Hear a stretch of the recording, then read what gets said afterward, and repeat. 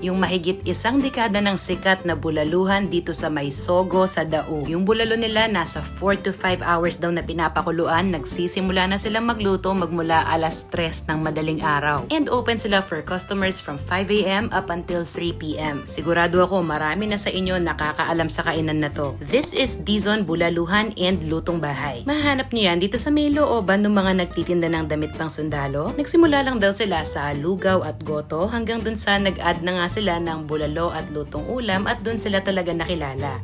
Andito tayo ngayon sa Dao, Pampanga at yung cravings natin ay bulalo. So we're having it with etong patis na maraming sili. Sa ngayon, yung isang order ng bulalo ay 300 pesos. Good for sharing na siya at syempre pwede ring ipa-refill yung sabaw. Apart from bulalo, kilala rin sila sa kaldereta and lechong kawali. Kaya yan yung mga palaging available pag kumain kayo dito. And then yung ibang dishes naman nila nag-iiba araw-araw. At dahil nga 5 a.m. pa lang bukas na sila, yung mga suki daw nila dito ay mga nagtatrabaho sa call center pag pauwi na, mga galing casino or yung mga galing sa biyahe since katabi niya yung Dao Bus Terminal. At magmula noon talaga ilang beses na rin kami nakakain dito ng mga kasama ko, pati si Papa madalas daw siyang kumain dyan. Ikaw, nasubukan mo na rin ba itong sikat na bulaluhan dito sa May Sogo?